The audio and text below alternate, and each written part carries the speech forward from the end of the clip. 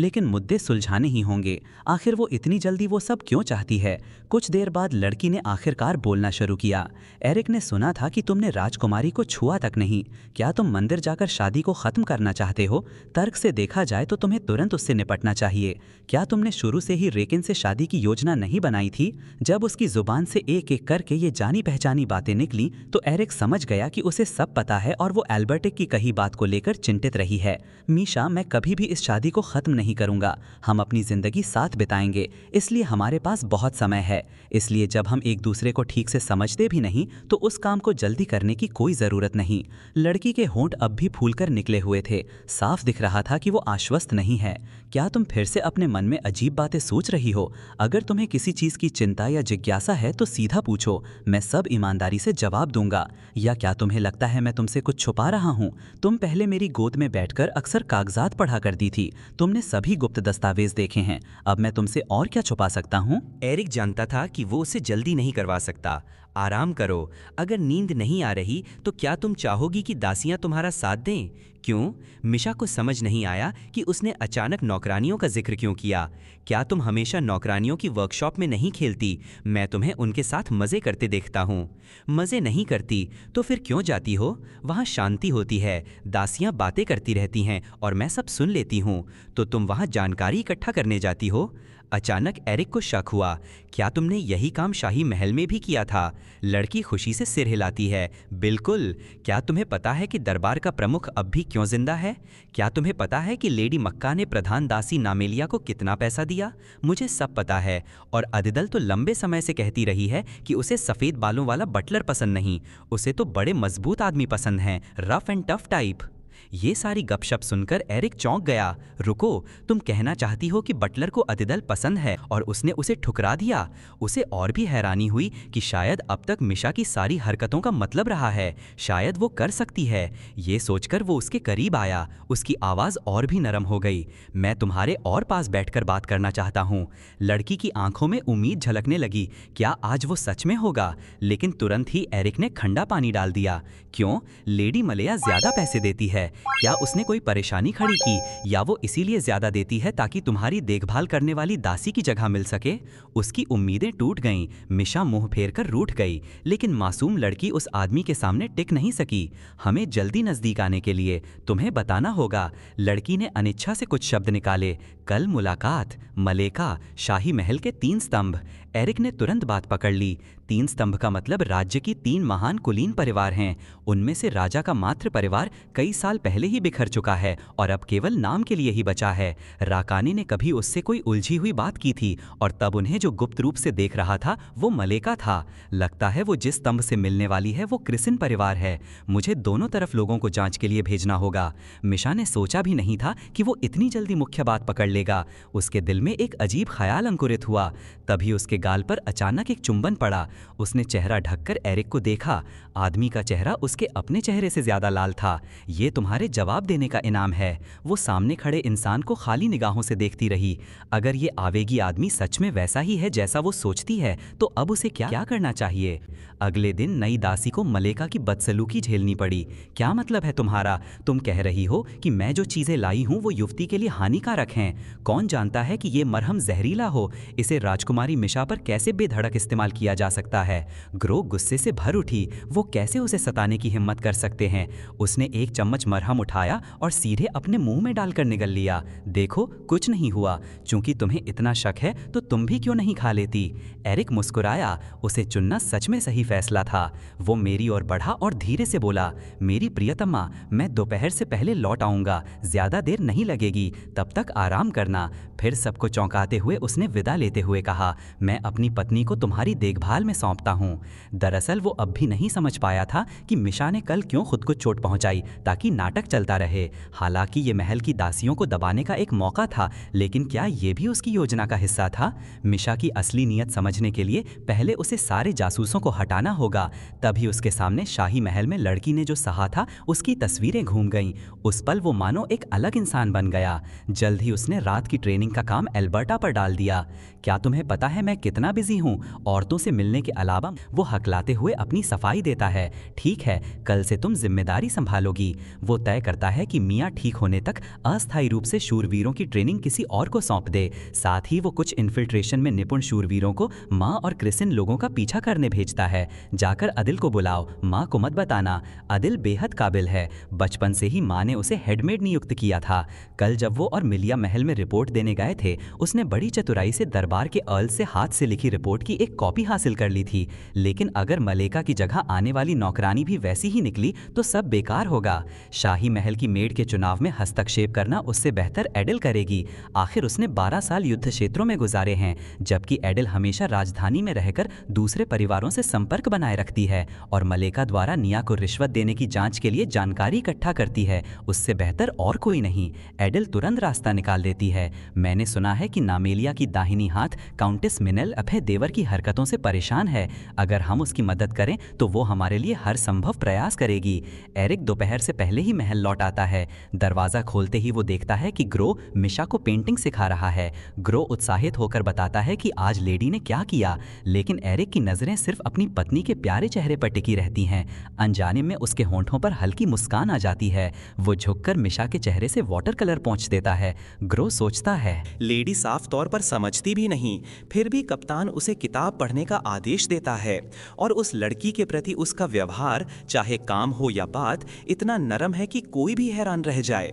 आज के लिए इतना काफी है, तुम जा सकते हो।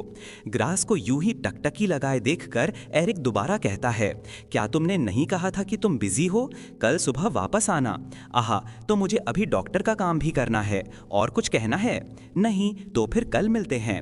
ग्रा बाहर खड़ी होकर हैरान रह जाती है, फिर गुस्से में कहती है, ये कैसा हुक्म देने का तरीका है? एक सैलरी में 2 काम। अगर मुझे पहले पता होता तो मैं गांव में मरीजों का इलाज करती रहती। उसके पास खड़ा कैलिन शांत रहता है। तुम्हें 2 सैलरी मिलेगी। सच में? तो फिर मुझे कोई शिकायत नहीं।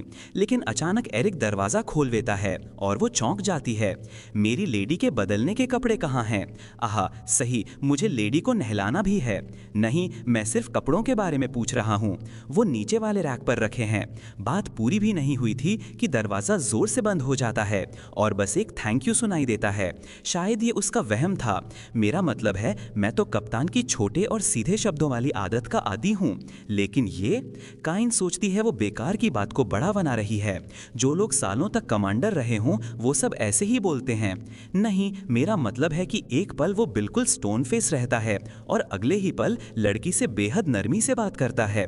अपनी पत्नी से शिष्टाचार से पेश आना बुरी बात तो नहीं। नहीं, कप्तान तो लड़की से ढंग से बात भी नहीं कर पाता, लेकिन जिस नज़र से देखता है, छोड़ो, जाने दो, शायद उनका रिश्ता अच्छा है। कैलिन उसकी तरफ देखता है। मैंने कप्तान को लड़की से व्यवहार करते नहीं देखा, लेकिन इतना जानता हूँ कि वो हमेशा एटिकेट को महत्व देता है। हालांकि आमतौर पर कोल्ड रहता है, लेकिन उसने कभी हमारे साथ बुरा व्यवहार नहीं किया।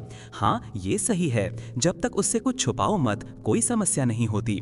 बिल्कुल, आखिर कप्तान ऑनेस्टी को सबसे ऊपर मानता है। इसी वक्त वही आदमी जो एटिकेट और ऑनेस्टी को महत्व देता है, अपनी पत्नी को नहलाने की तैयारी कर रहा था। पेंटिंग मजेदार लगी। लड़की ने कोई जवाब नहीं दिया, बल्कि सीधे अपनी इच्छा रखी। फेरी टेल बुक्स नहीं चाहिए। एरिक ने उसकी तरफ देखा। क्या नहीं चाहिए? मैं अडल्ट्स वाली बुक्स सुनना चाहती हूँ। सही है, ऐसी किताबें पढ़ना बेहतर होगा जो तुम्हारी स्पीच सुधारें। अगली बार मैं उसे नॉवेल्स लाने कहूँगा, क्योंकि उनमें डायलॉग ज्यादा होते हैं।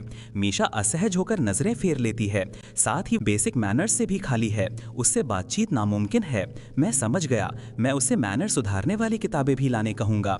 एरिक ने हाथ फैलाए, तो चलो वहाँ चलते हैं। नहाने का पानी तैयार है। लेकिन अचानक लड़की ने उससे बचकर किनारा कर लिया। वो हैरान होता है। मीशा, लड़की की आवाज धीमी थी, शर्मीली। मैं असहज महसूस करती हूँ। ये क्या मतलब है? हर बार जब तुम मुझे नहलाते हो तो चेहरा लाल हो जाता है। क्यों शर्मिंदा होते हो? ये कहते ही उसने दरवाजे की तरफ इशारा किया। मैं खुद नहाना चाहती हूँ। एरिक, बाहर जाओ। आदमी उलझन में था। लेकिन तुम्हारा हाथ घायल है ना? अगर तुम खुद नहाओगी। इस बार मीशा ने जवाब नहीं दिया, लेकिन उसके चेहरे पर साफ भावनात्मक बदलाव दिख रहे थे। वो फिर नाखुश हो गई थी। एरिक ने समझा समझौते वाले लहजे में कहा, तो मैं बस तुम्हारा रंग पोंछ दूं और तुम्हारे बाल धो दूं, फिर बाहर चला जाऊंगा, ठीक है? तभी जाकर मीशा ने अनमने मन से हामी भरी। वैसे देखा जाए तो तुम्हें जवाब देना ज्यादा पसंद नहीं है। एरिक धीरे से उसकी उंगलियों को धोता है। वो कहता है, अब से सवालों का जवाब सिंपल बातचीत में दो, क्योंकि चाहे तुम कुछ भी करो, प्रैक्टिस से ही इंप्रूवमेंट होती है। लेकिन लड़की लाल चेहरा बनाकर अपना हाथ खींच लेती है। बाहर जाओ, मैं खुद मैनेज कर लूंगी। ठीक है, बाहर जाओ। उसकी जिद देखकर एरिक हंस पड़ता है। वो कहता है, ठीक है, अगर मदद चाहिए तो मुझे कभी भी बुला लेना। जैसे ही वो दरवाजा बंद करता है, अंदर से कुछ गिरने की आवाज आती है। वो घबराकर वापस मुड़ता है, पर तुरंत ही पानी के छपछपाने की आवाज आती है। मियाँ पहली बार खुद से नहाने की कोशिश कर रही थी और बहुत परेशान थी। वो बड़बड़ाती है, ये नहीं हो रहा, कल से ग्रोवेल मुझे धो देगा। ठीक है, कल से वही करेगा। एरिक मुस्कुराता है ये देखकर कि उसने नाइट गाउन भी उल्टा पहना हुआ है। वो कहता है, आओ मैं तुम्हें ठीक से सुखा दूं। उस रात वो उसके बिस्तर के पास बैठकर उसकी कलाई दबाते हुए पूछता है कि सुबह उसने क्या किया। वो कहती है, मुझे ग्रो पसंद है। एरिक कहता है, अच्छा है। फिर वो नोटिस करता है कि मीशा के हाथ पानी से झुर्रीदार हो गए हैं। वो पूछता है, अभी कोई दिक्कत तो नहीं है? लड़की कहती है, नहीं। अच्छा है। फिर वो याद दिलाता है कि तुमने कहा था तुम्हें मांस खाना पसंद है। मैंने पहले ही किचन को बता दिया है, लेकिन पहले तुम इतनी कमजोर और पतली क्यों थी? मियाँ सोचती है, समझाना मुश्किल है तो वो औरों की तरह नकल करने लगती है, जैसे, ओह खाना तैयार करना झंझट है, मुंह से ज्यादा जगह और गंदगी फैलती है, बस कुछ रैंडम सब्जी दे दो। एरिक पूछता है, मालिका और डाया तुम्हारी नौकरानियां शुरू से ही थीं? वो कहती है, हाँ, पहले 5 थीं, अब 2 रह गई हैं। एरिक का माहौल बदल जाता है। उसकी टोन सामान्य लगती है, लेकिन गहराई में ठंडक होती है। वो कहता है, अच्छा, उनका रवैया तुम्हारे साथ काफी डिसरिस्पेक्टफुल लगता है। लड़की उसकी भावनाओं में बदलाव तुरंत महसूस कर लेती है। वो घबरा कर कहती है, नहीं, अगर वो चोटिल हुई तो बेलमार को पता चल जाएगा। बेलमार राजा का नाम था जब वो गद्दी पर बैठने से पहले था। लड़की का शरीर हल्का कांपता है। एरिक यह देखकर तुरंत विषय बदल देता है। वो कहता है, वैसे कुछ ही दिनों में तुम्हारी भाषा काफी बेहतर हो गई है। मियाँ कहती है, और अच्छी हो सकती थी, लेकिन प्रैक्टिस नहीं कर पाई।